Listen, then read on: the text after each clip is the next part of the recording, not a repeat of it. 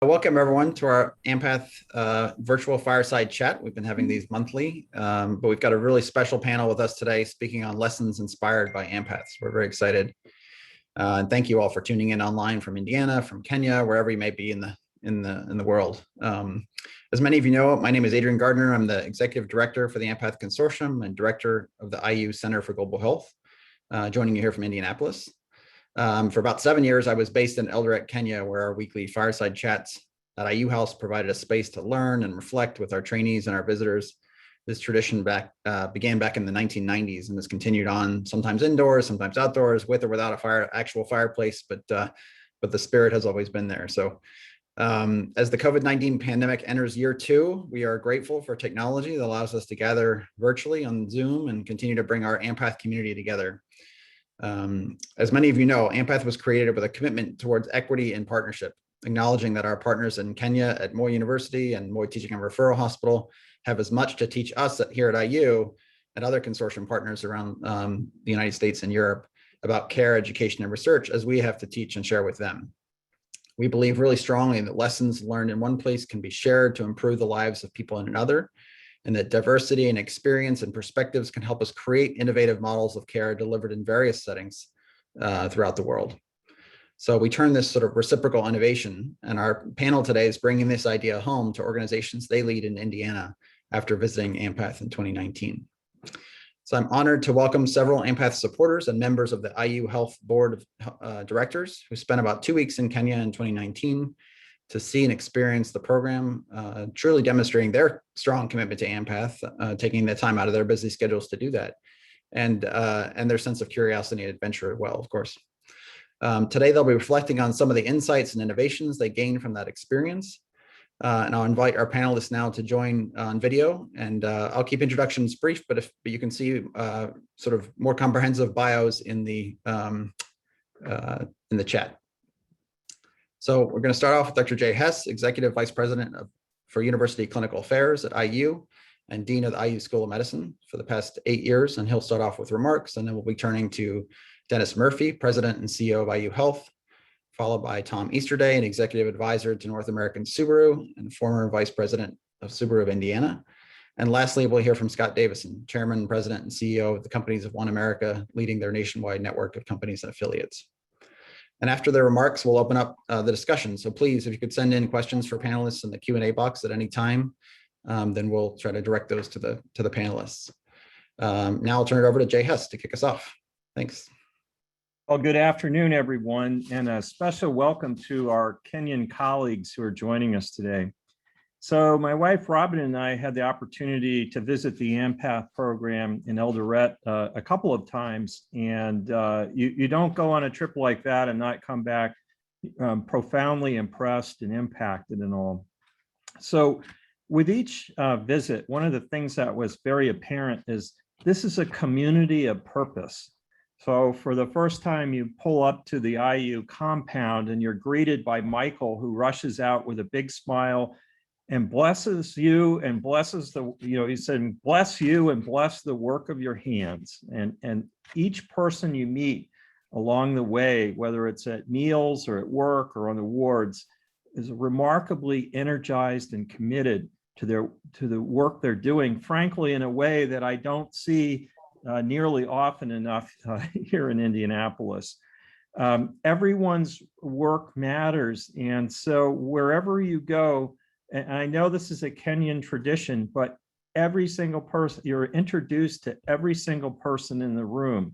And it's very important that, you connect, you look them in the eye, shake their hand and all.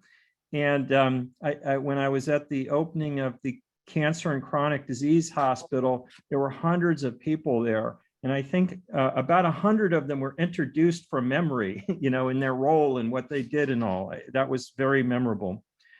The final thing, though, is it's remarkable how resourceful the people in Ampath and their colleagues in MTRH and Moi University are. They just don't take no for an answer. So when they were facing this tremendous HIV epidemic, despite the very difficult roads and the long distances and rural settings, they got out into the community. We went on a visit in Turbo, very, poor roads, and, the houses don't have addresses and all, but that didn't stop the Ampath workers who used GPS devices developed by the Regenstrief Institute so they could identify, which house was which. And who's been contacted. And I fear here in the US, we would have given up at the fact there are no addresses, or maybe that the roads were poor.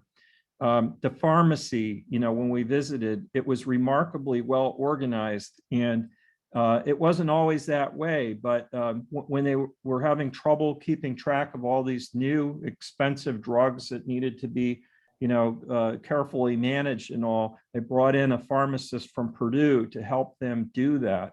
And then in a country where about a third of the drugs are unfortunately are counterfeit, Ampath set up ways of testing those drugs to make sure that they were working.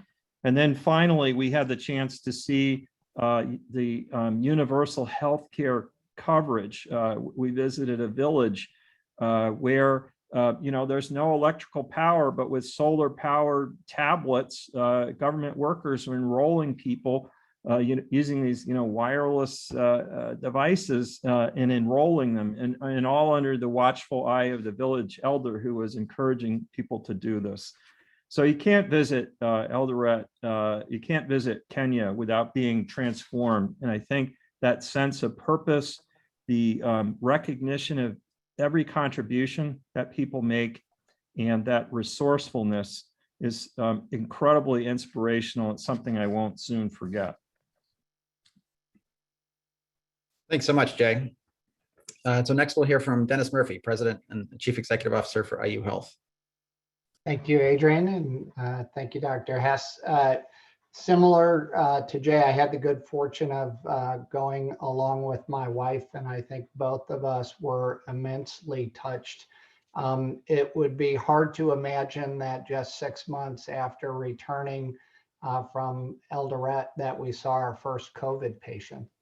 And really, I think for IU Health, we took a lot of those lessons to heart.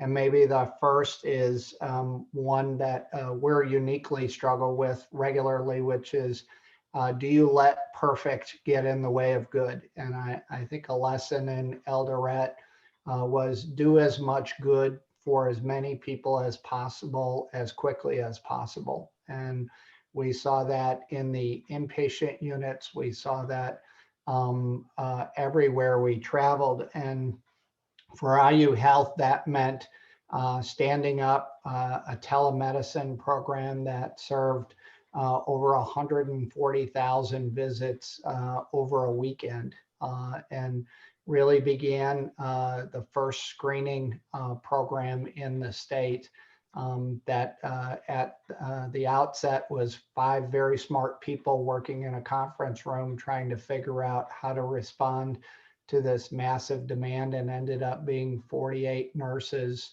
working 24 hours a day, 7 days a week. And so I really took away from that visit, how do we do as much as we can, as fast as we can? And it may not be the way we like, it may not be perfect, but people need the help. And I really was impacted by that.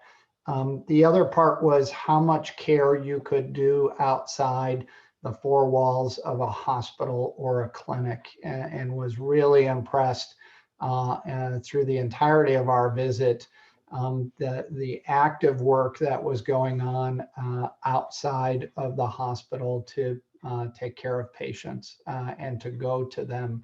And so our hospital in a home program, how we thought about keeping patients safe through DME and other sets of equipment were really important.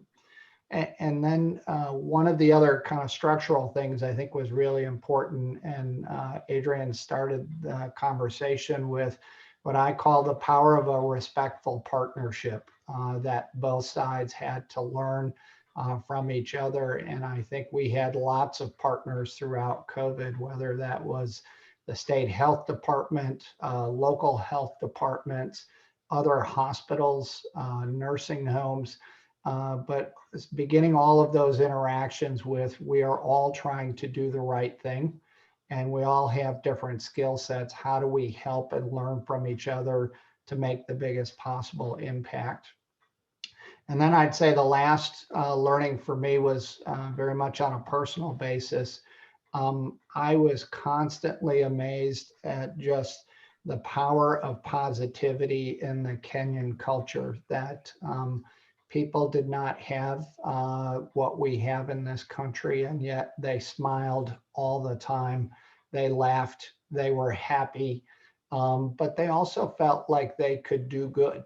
And I think Dr. Hess talked about that sense of purpose, somewhere that led to the happiness. And so really trying to emphasize within our four walls that power of positivity and the connection to having a purpose as an individual. Great. Thanks so much, Dennis. We're so grateful this trip was timed in late 2019 prior to the COVID pandemic. Yes. But for IU Health's ability to adapt so quickly, along with other healthcare providers around the world as well. So now we'll turn to Tom Easterday, former Senior Executive Vice President at Subaru of Indiana. Tom. Thank you, Adrian. Thank you again to everyone in the Ampath program and at Moi University and really all the others in Kenya that welcomed us so warmly, introduced us to the Kenyan culture, and just made our trip so incredible. Thank you very much. And the work you're doing with population health in Kenya is outstanding, and the leadership by the medical professionals there is also truly outstanding, and we greatly appreciate all that work that's being done. I'm going to talk about two things that have to do with teamwork, teamwork and innovation, and teamwork and community involvement in healthcare. Kind of a couple of lessons that I learned. Teamwork is very big at Subaru of Indiana and through the Toyota production system we have. So these are lessons that I was able to incorporate very well. One had to do with, and this was touched on a little bit by Dean Hess, Dr. Maria Lieberman and the work she did. We met her in Eldoret, and the work she did with the team there with regard to the PAD, the paper analytical devices. And these, as Jay referenced, they sort out fake, ineffective, and even dangerous medicines in all developing countries, really, that they've been implemented. It's kind of a mini chemistry lab, which I was amazed at, that can test these drugs in under 4 minutes and detect if they have the appropriate compounds in them. And obviously it reveals the fake medicines, it reveals poor quality in medicines, and that can occur during the manufacturing process, during transportation, during the handling of the drugs themselves. And it's very low cost. I think they were less than 50 cents a piece, if I remember correctly, and without electrical power, without solvents, without chemicals, without any kind of complicated or expensive equipment involved. So the lesson there, if I apply it to Subaru, which I have on several times, the Kaizen, or continuous improvement activity by the whole team there, that helped her to continuously refine that to the point where it was so low cost and so easy to implement, it could benefit so many people in so many ways. And I look at it back from what we do at Subaru. We have what we call SQCD, which is basically safety, quality, cost, and delivery. And here it addresses safety perfectly. The cost, as I said, very inexpensive. The quality, it is making the drugs of such high quality that they're all effective. And then, of course, delivery. To be able to do it right there, hands-on, in less than 4 minutes, tremendous amount of teamwork. And I commend everyone in the Ampath program and in Kenya, back in Eldoret, for working on that. The other one is teamwork and community involvement in healthcare. We witnessed the Chamas for Change program, and it was interesting. It was in a rural area. I think it was near Turbo that we went, and saw the women, some of them pregnant at the time, some of them had delivered recently, sitting around on stools and chairs behind, I believe it was a home or small clinic that we had visited. And they were talking about and sharing important healthcare information. They were supporting each other and discussing their situations. And one of the greatest things was kind of the mini financing that went on, where they kind of passed around and each made a donation to that. And then that funding was used toward maternity medical services that weren't otherwise covered by the national insurance program. But seeing each of them encourage the other and seeing the community that was involved, and then learning later about the outstanding results from that program A couple of them I jotted down: the significant increase in women attending recommended visits, more babies delivered in healthcare facilities rather than homes, the huge number of women receiving in-home visits by healthcare workers after delivery. Just outstanding results, and I understand those have continued to get better. How that applies here in Indiana, well, about 35 years ago, I was the chair of the Central Indiana March of Dimes, and we started what was called a Mom Mobile, where we took healthcare out into underserved areas in inner city Indianapolis, where they had a high infant mortality rate. Unfortunately, after 35 years, the infant mortality rate has not improved that significantly in some areas of inner city Indianapolis. And the reason is, I think in retrospect, looking at the Chamas for Change program, we didn't have the community involvement, and we didn't have the mothers themselves networking and helping each other like they do in Kenya. So that's something that we can definitely learn, to get the mothers more involved, to get the support group more involved. It's not just taking the healthcare to the group that needs to be served. It's making sure that group is helping each other. And that's what Chamas for Change has done. And that's what, through the New Cradle Indianapolis program, hopefully we can do here in the city of Indianapolis and throughout central Indiana. So a great lesson learned. And thank you again for allowing not only for me to share my thoughts, and us to share our thoughts today, but for the great work you're doing in Kenya. Keep it up. Thanks so much, Tom.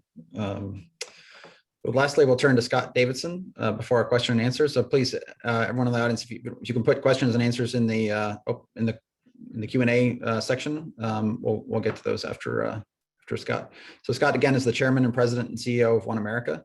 I'd like to especially thank Scott, whose passion for this work and for empowering others was really the driver for this trip. So making these guys come along.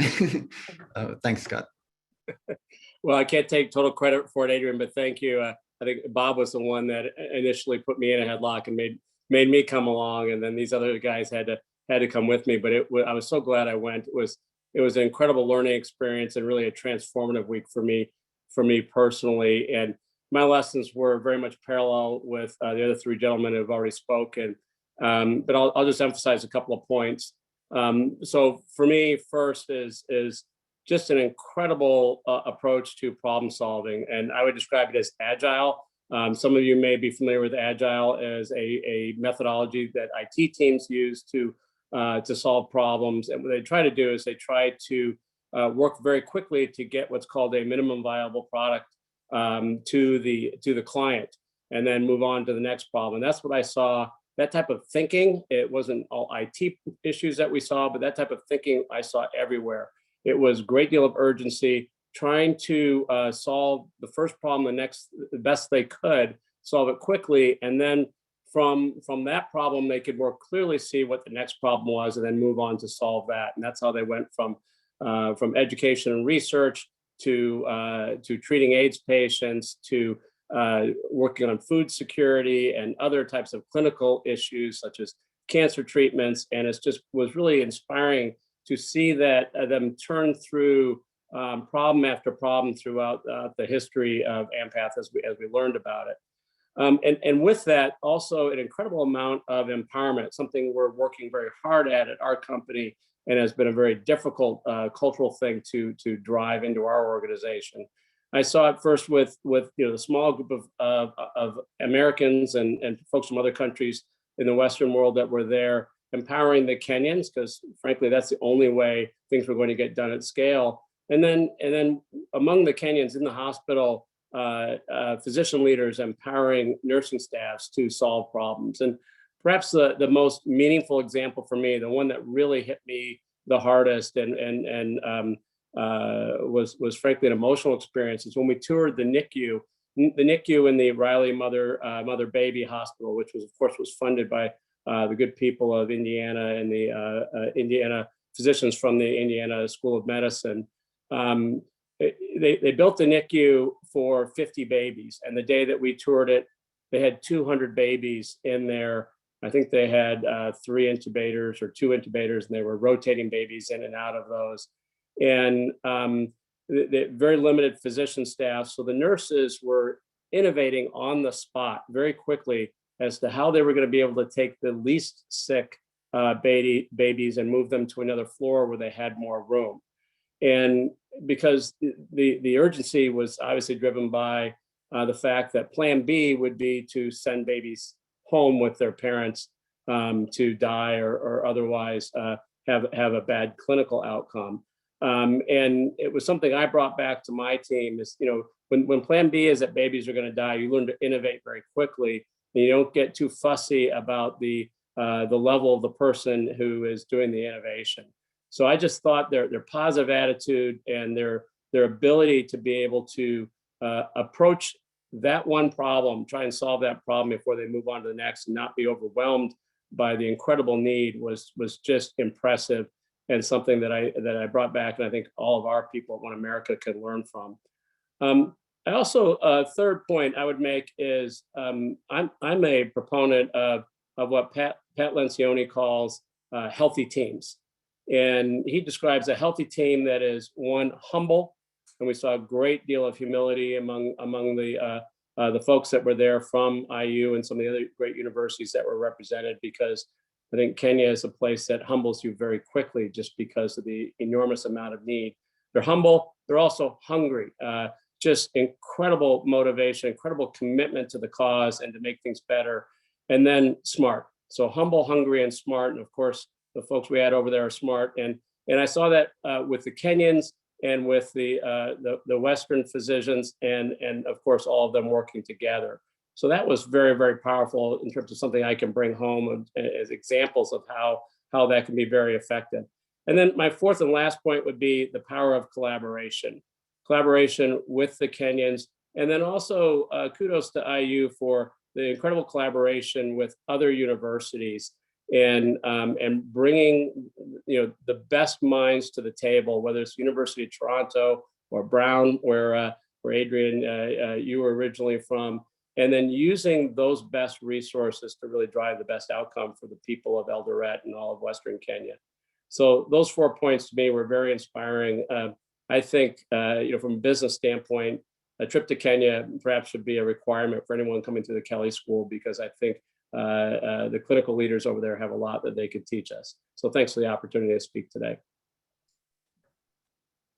Great, thanks so much, Scott. So we have a number of questions and comments coming in the chat, or at least the Q&A section, I guess. So maybe start with this one. Was there anything, and then I'll sort of make this open to anybody, but was there anything that surprised you or was contrary to your preconceived ideas? I don't know, I'm sure you guys have all traveled quite extensively, but what was it unique about this trip, and what was surprised you?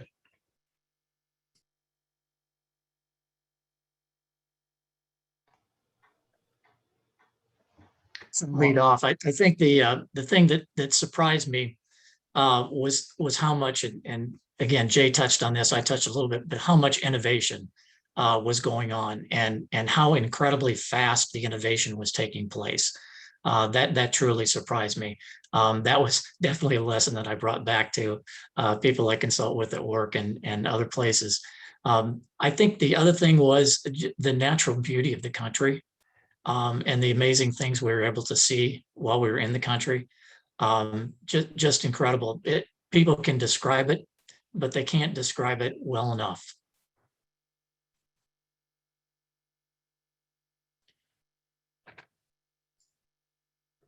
I would just emphasize a point that Dennis made. I was taken aback by the incredible positivity of the Kenyan people. And these hospitals are state of the art by Kenyan standards, but they aren't a hospital that any of us would feel comfortable putting our own families in the United States. They're obviously very, very different conditions.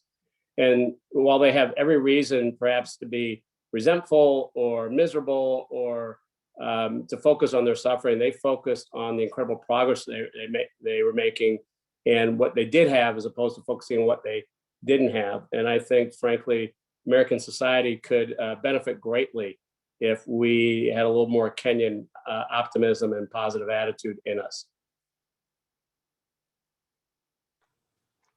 For me, Adrian, I think I had known about the extensive HIV program and how successful and just incredibly well done it was, to the point that it's probably got better outcomes than we do even here in Indiana and Indianapolis.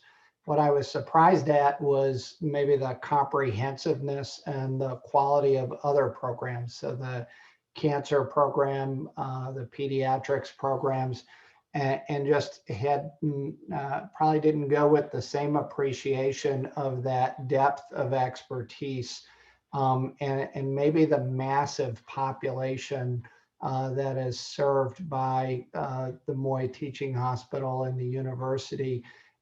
It was hard at times to get my head around, okay, you're doing this for millions of people spread across this massive geography, and that they did such incredible work. And so it just, I think the comprehensiveness of the programs and the relationship was a wonderfully surprising finding for me. It just opened my eyes to how big and important this program is and the relationship is.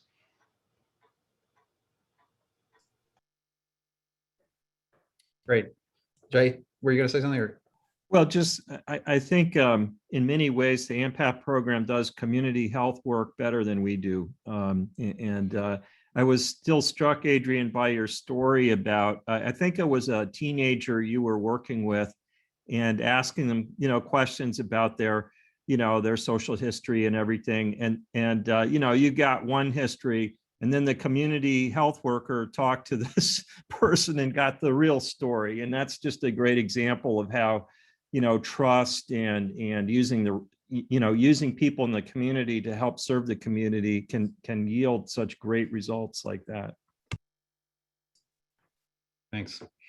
So I'd like to come back to some of the ways that what you learned sort of maybe informed the COVID response and the way we responded to some of those challenges. But first, there are a couple of comments in the chat. Dennis, as you know, that the infection control group has been heavily engaged in Ampath, even pre-COVID, around antimicrobial stewardship, and you have some really passionate individuals in your group that are that have been, as Mary Kay Foster says, sort of, had a life-changing experience when they visited Eldoret. So they're asking about, there are other corporate partners like Lilly and others who have sort of formal employee engagement programs, and of course there are many faculty and staff from IU and from IU Health that have, they're engaged in our program and help support with their Kenyan counterparts. Are there plans, not to put you on the spot, but to sort of further expand opportunities for that, or how do you see that playing out? It's really interesting, Adrian. So one of the things that a large group of our leaders, maybe like faculty, have the ability to use is to take a sabbatical and actually go. And I think at least as I've asked people, no one in our history has ever used it. And I really believe that, and I think, forget Scott said, you should send everybody over there. That was our plan at some point, is to say, how would we have regular cohorts? I think the idea of COVID coming up as quickly as it had, and I think a real lesson in, I think all of us today in where we're at with COVID is just this notion of burnout. And maybe the analog to that is actually, how do you get re-energized about your profession and your career? And I know coming back from Kenya, I felt that way, that renewed sense of purpose, the renewed sense that everything you do is sort of geared towards helping an individual, a family, a community. And if you have that sense of purpose sort of filled back up in the way that you see in Kenya, and you come back and say, okay, we have all of these resources in addition to that sense of purpose, how much could you really accomplish? So it's one of the things I had hoped for. I think we're still trying to figure out, when does that become something we could actually activate. But that would be my goal, is to see more of our leaders have that same experience that other companies have and have had in Kenya. Great. Going back to this sort of theme of partnership, what, I can sort of reflect on this too, but what do you guys observe sort of the key factors that enabled successful relationship between Kenya and the Ampath Consortium institutions?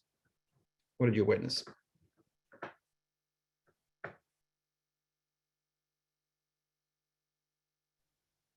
I'll jump in. What I witnessed was two things: humility and curiosity. And I think it was again, Kenya is a humbling place. You may think you know a lot, and then you go there and you realize you have everything to learn. And I just saw that with every clinical leader from IU, from the other universities, is humility and then a curiosity to be able to learn from each other, whether it was the Kenyans or from the other great universities that were represented there. And you don't always see that. A lot of times you'll see competition between groups. I mean, we're all competitive human beings, and we like to score our own points for our own team. But I just saw an incredible amount of humanity and an interest in learning from anybody who was showing up to help. I found it inspiring.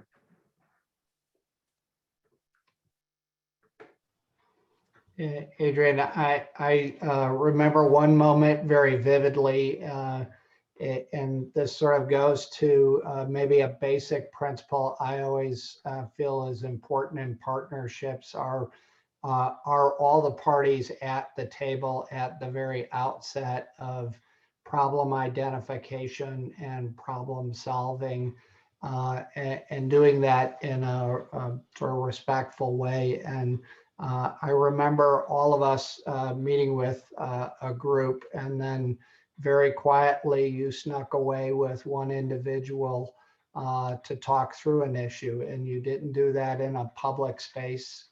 You spent quite a bit of time, I think, just aligning on what the problem was and how you were going to work to solve that. And I think that's really important, that you can't go to people just with solutions. And I think even more importantly is, how do you identify sort of a common perspective on what is the problem and what are the drivers of that problem. And so I took that away as we thought about our COVID response. It's wonderful to have a world-class set of infection prevention and infectious disease experts on our staff. But if I call them all in to tell somebody in Jay County what they should be doing relative to COVID, I probably would have failed miserably. But actually sitting down with them first, having them jointly identify what are the needs and the problems, and then hearing from them what they believed are solutions that would work in their community, which were very different than, say, Bloomington, which has a different population and culture. Again, it was one of those really critical moments where I just saw, how does a leader lead that way so others follow? And so I appreciate you at least giving me a little window into how you worked in that environment. Thanks, Dennis. I would add that the willingness to listen and to learn and to share best practices, despite what could be cultural differences that would prohibit that. Having worked in an atmosphere where you have different cultures involved, in the automotive industry.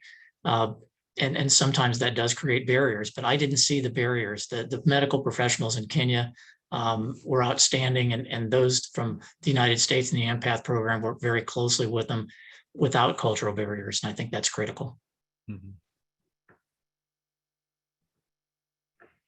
So, sort of connected to this concept of reciprocal innovation, and one of the questions we often get in global health is around, well, we have tremendous needs and inequalities and challenges here in Indiana. Why do we need to go help support poor people in Kenya? So how do you respond to that? And what about your experience sort of helped to inform that?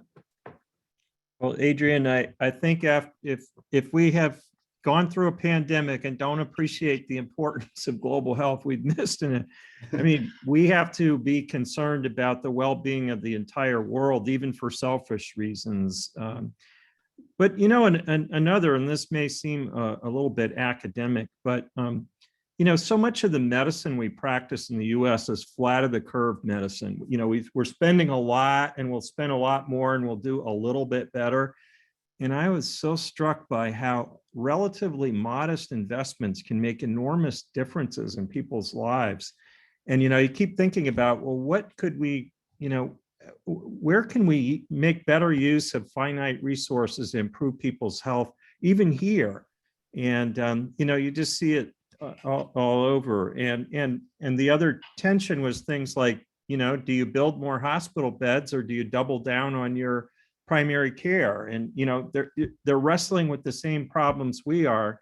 But I really think Ampath has done an amazing job of going a long way with relatively limited resources.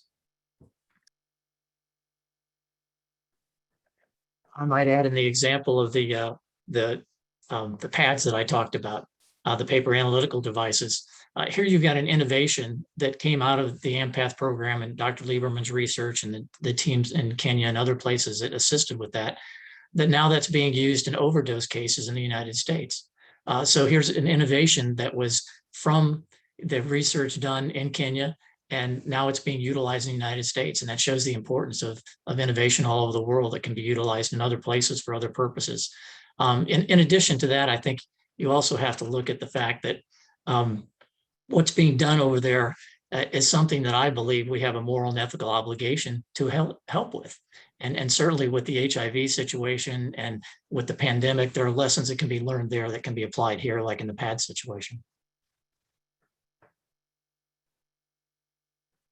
I totally agree with Tom. You know, once you're over there and you develop relationships with people, it's impossible to care for them any less than you would for people here in Indianapolis. But I would also say that one of my observations, one of my learnings was that because the situation there has such huge challenges, people are open to innovations and to trying new things because, again, plan B is really bad. And so innovation can happen there more quickly.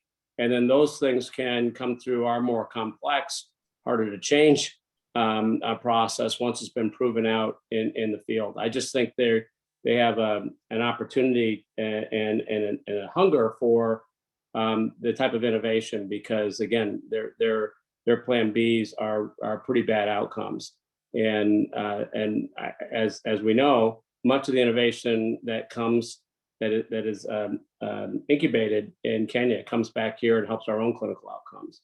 And that's the win-win. We get to care for people that are, in some cases, in very desperate circumstances and fulfill our moral and ethical obligations. And what goes around comes around. We're going to get some great outcomes for our own families here in the U.S. from what we learned in doing that. Mm-hmm. I think it's a really important point, Scott. I think that, you know, sometimes certainly the adversity creates an environment where you know, creativity sort of thrives. But we also, the lack of sort of fiefdoms, I think sometimes is one of the things that gets in the way here. We have sort of set systems, and it's sometimes harder to change systems that are sort of in, you know, set in concrete as opposed to you know, kind of starting and getting the stakeholders, as you said, are working from the beginning on something.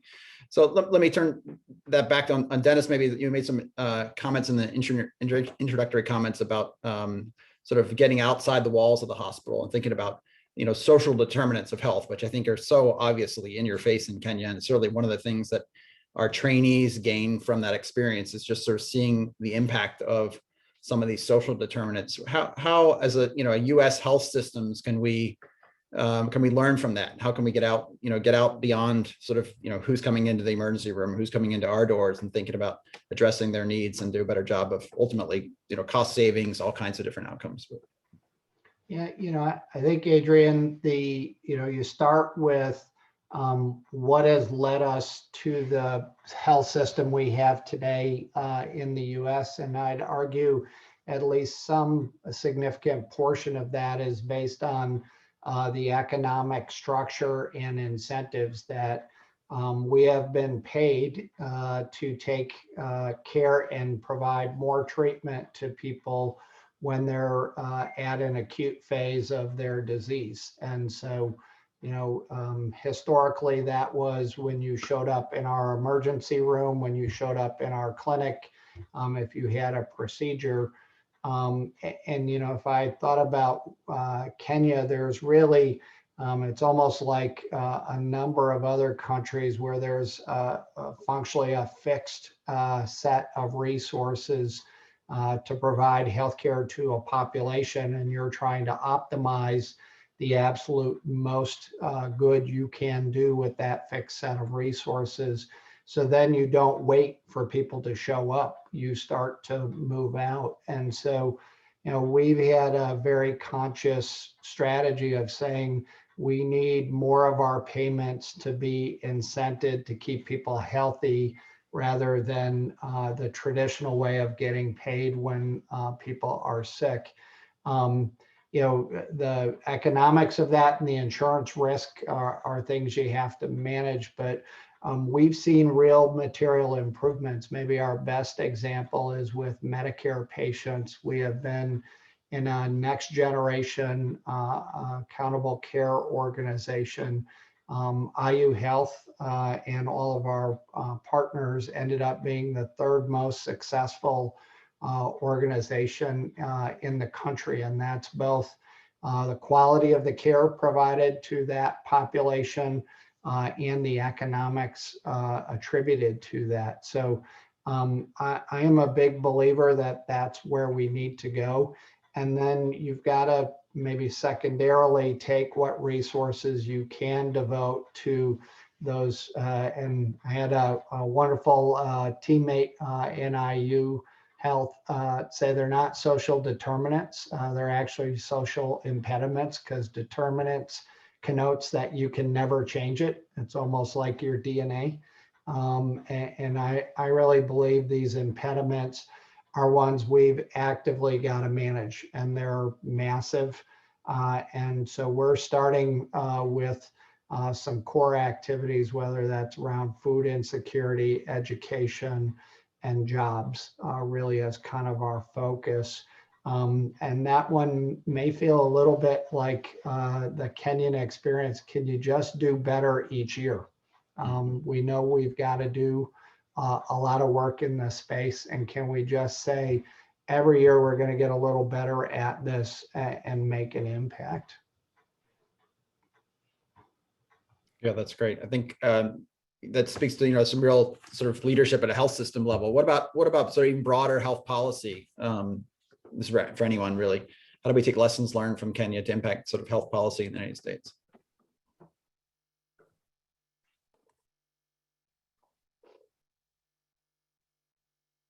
Jay, you're muted. Sorry. There you go. The day will come when we won't have to do this anymore. Yeah, I think about, if you think about the Ampath approach, you've been partnering with communities, you've been partnering with the government all along for things like universal health coverage. And instead of having all your patients come in with end stage AIDS, you realize you have to get out into the community and go upstream.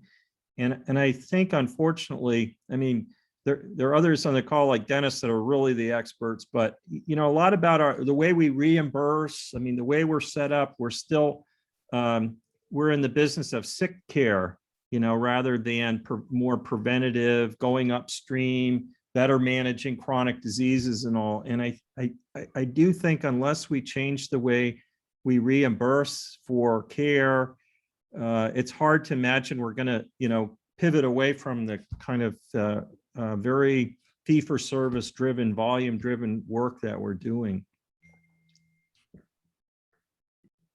Adrian, maybe one example I just felt like there was a fundamental commitment to the value of public health in Kenya.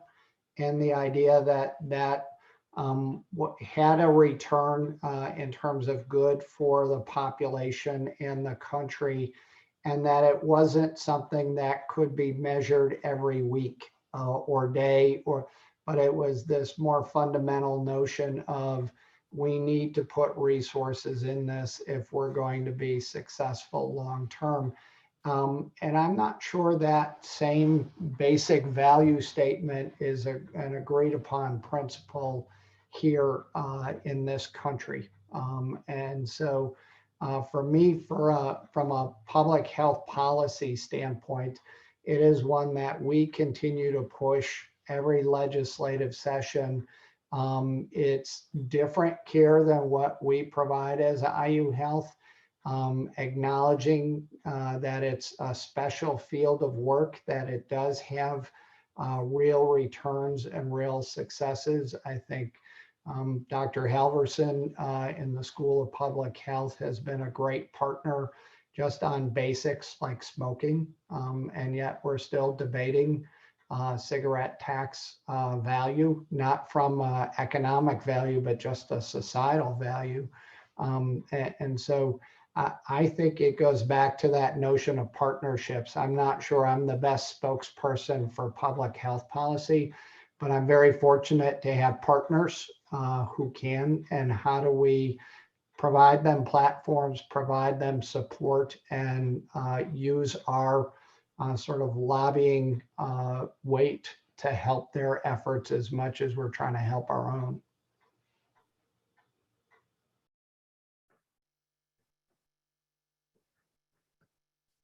Great. Well, there was one question about, are there any plans to replicate the principles from Eldoret and other countries in Africa specifically? But I'll just comment that as many of you know, we are in the process of replicating this Ampath model of institutional partnership in a couple other places around the globe. So particularly in Ghana and in Mexico. Things have been set back a little bit by COVID, but we are very excited to be working sort of in partnership with our Kenyan leadership and Kenyan colleagues to take these lessons that we've all learned together and all created together and help inform ways that healthcare is delivered in other parts of the world as well, in Ghana and in Mexico. So let's see, go to the chat and see if I've missed any other questions here. Let me maybe I'll just open it up to you guys. Any final thoughts before we wrap up here?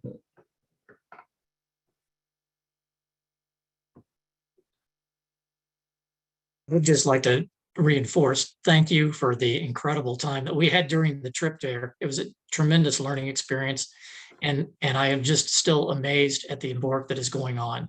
And I just want to encourage everyone to continue that work and spread it throughout the world like you're trying to do, Adrian. It's just great. Thank you. Thanks so much, Tom.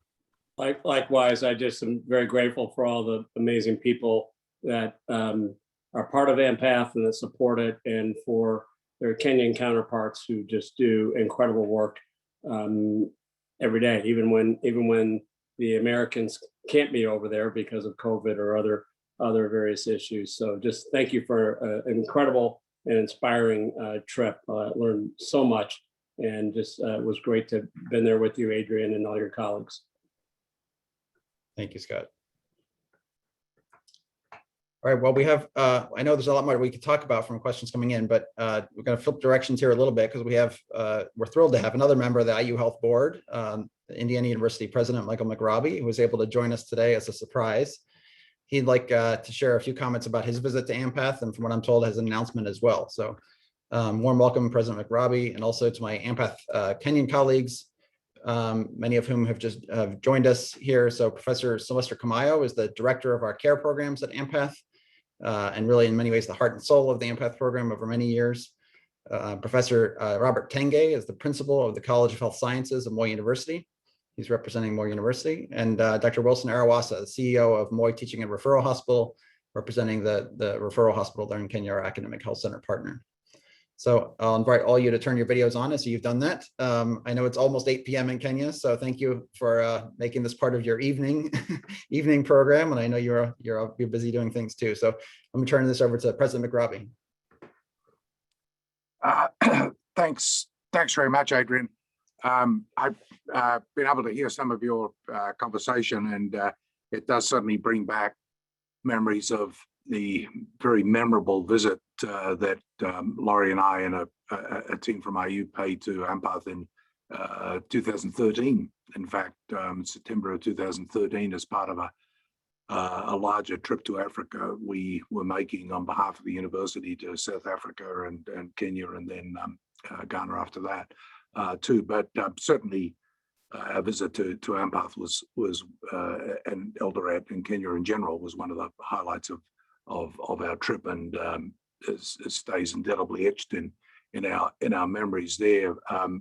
I remember a much younger Adrian Gardner being there as part of our visit too, as one of our co-hosts. And Dr. Kamayo, good to see you again, because I remember you also hosted us, but in fact you and Adrian were our hosts on that visit, and we spent a number of days, and you showed us around in detail. I was the first and obviously so far the only IU president to visit Ampath, and I was very honored to have that opportunity. I remember there were many recollections. The model itself, the commitment of all those involved was just extraordinary.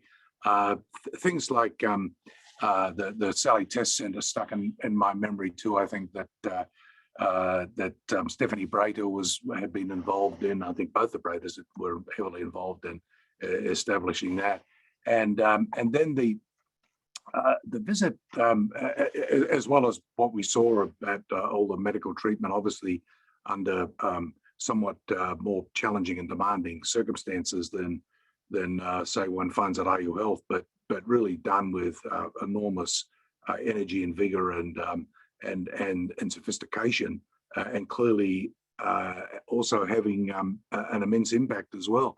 And then I remember later in the day, I remember Joe Memlin talking about the sort of philosophy, and I heard Joe talk on this before about how it was one thing to be able to cure people, or at least to stabilize people's AIDS and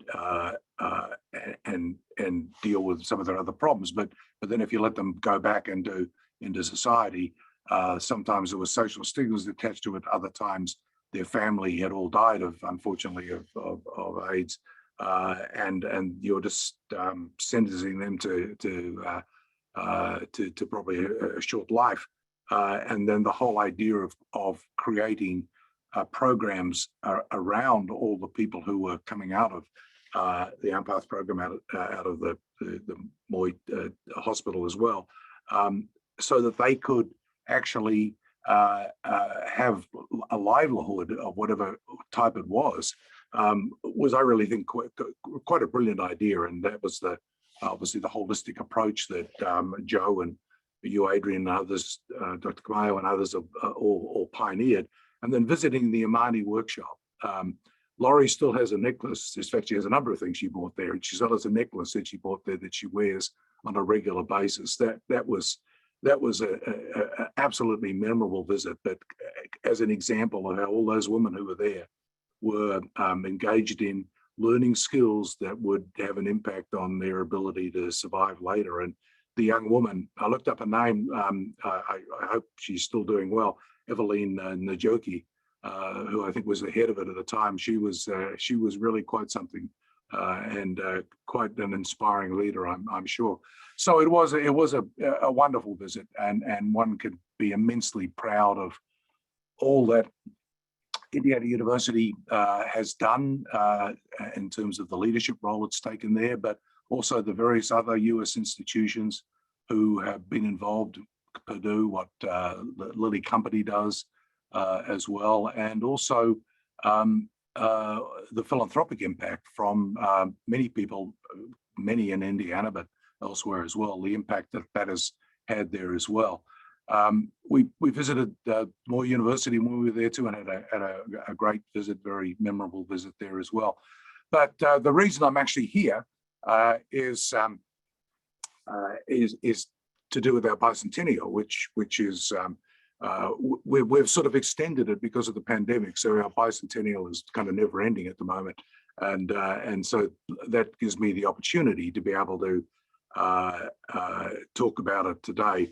One of the signature projects of the Bicentennial was the creation of a new medal, which we call the Bicentennial Metal. And the medal was designed by a professor in our Eskenazi School of Art, Architecture and Design, J.E. Kim.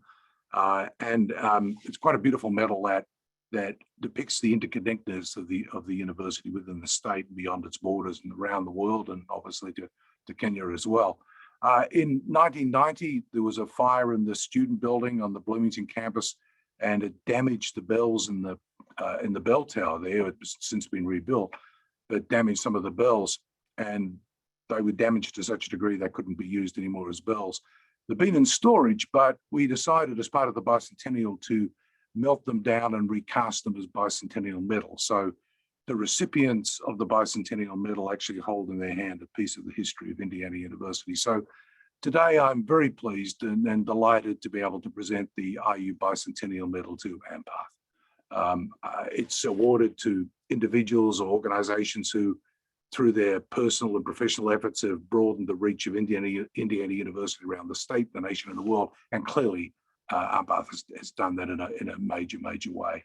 Our partnership, Kenya, is unique for its long-term collaborative and multidisciplinary programs. One of the most successful home-based HIV care and control programs in the world. I remember Randy Tobias, when he was in the position of being responsible for PEPFAR, said he was the best one he ever visited by far, and so on. And there've been other breakthroughs there in electronic medical record keeping and extensive academic exchanges. 1,800 plus North American students and faculty and others have been there. 400 Kenyan trainees in America as well. Very extensive research collaborations, now approaching $200 million in cumulative awards. And I think that it's most appropriate that Ampath, the program, be the recipient of this award. And I believe that if our timing has worked, both Dr. Gardner and our partners in Kenya should have packages with them. And if they would like to open those, they should find a Bicentennial Medal in there. Aha, good. You opened yours already, Adrian, clearly. And I hope our colleagues in Kenya have one as well. I think Professor Tenge has one. Okay. Yes. Wonderful, great. Congratulations. Yeah. Congratulations. Thank you so much, President McRobbie, and we're really incredibly honored here in Indianapolis to have this beautiful medal. And on the IU side, obviously, I accept this on behalf of the many who have helped to build this program in the past, and obviously those who currently work in the Center for Global Health, both in Indianapolis and in Kenya. We have IU faculty over there now. So wanted to specifically recognize the dedication of our founders, Bob and Leanne Einherz, Joe and Sarah Lynn Mamlin, and Charlie Kelly, who of course have remained really committed over many years. So I'll turn it over to Professor Tenge. I know you have the honor of holding the medal, and I know Dr. Awasa, you're also in Nairobi. So if you can just take maybe 1 minute each, so we can finish up here. Prof, you're on mute.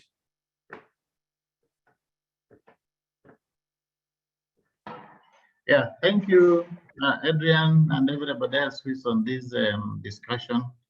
I'm very grateful that I was given this opportunity, and I've received a very good medal on behalf of Ampath in this region.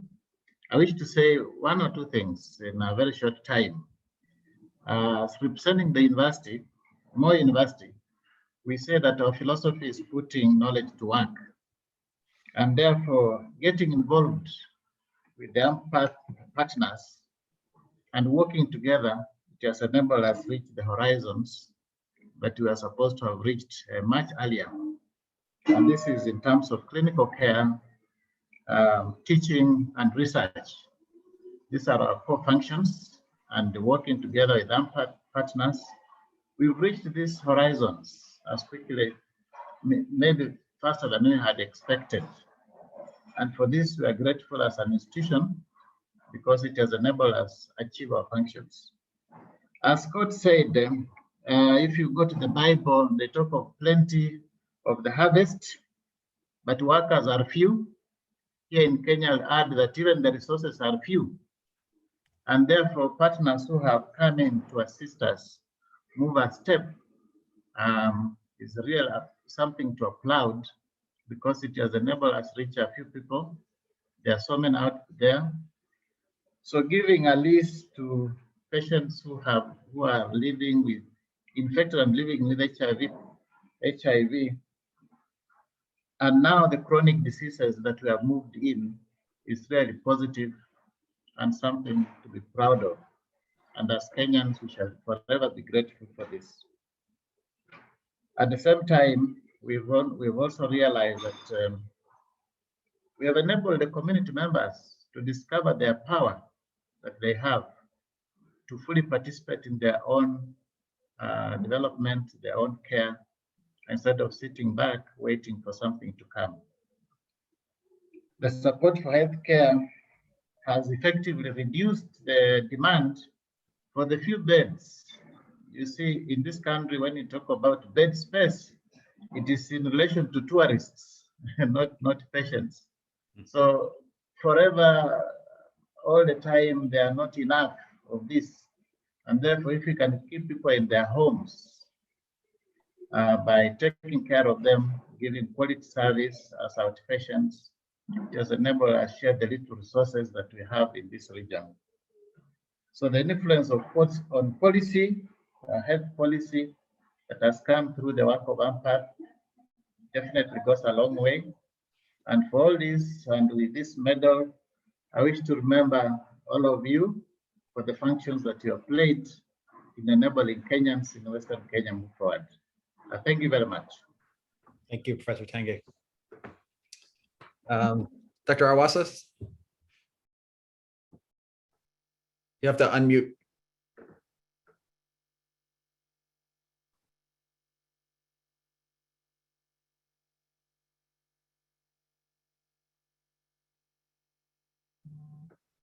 We still can't hear you. Dr. Arwasa, you are unmuted. You are muted. Unmute.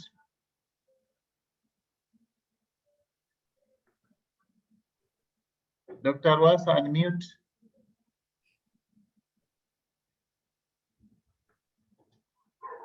Maybe we can, Prof. Kamayo, maybe you can say just a brief word while we're waiting for Dr. Arwasa.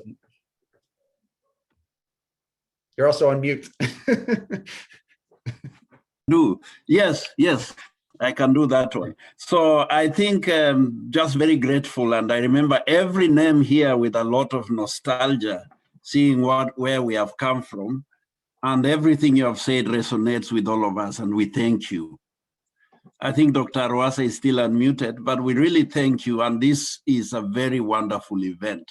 Just to put all the people in one go, it is very nice. I'm actually in Illinois right now in O'Fallon, a part of what started in 2000 for me when I came to Indiana, where I got a life changes. To do what I'm doing right now is a result of what I did in 2000 in Indiana. So thank you very much. Thanks, Prof. All right, well, looks like we lost Dr. Arwasa, but again, thanks so much, President Mugabe, for this honor to Ampath, and really the partnership is only possible because of the thousands of trainees and faculty at IU and MOI and our consortium partners. And obviously we want to thank our Kenyan leadership, Professor Tange and Dr. Arwasa and Professor Kamayo for joining us today. And special thanks to our panelists for sharing lessons from their visit and the tremendous value that they see in their Kenyan colleagues. And it's been quite an inspiration. So Dr. Arwasa, did you want to try again?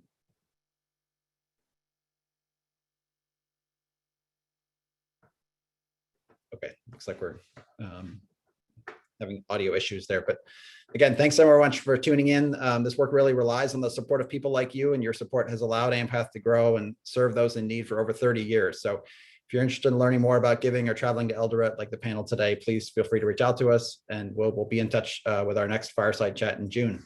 Thanks everyone for joining.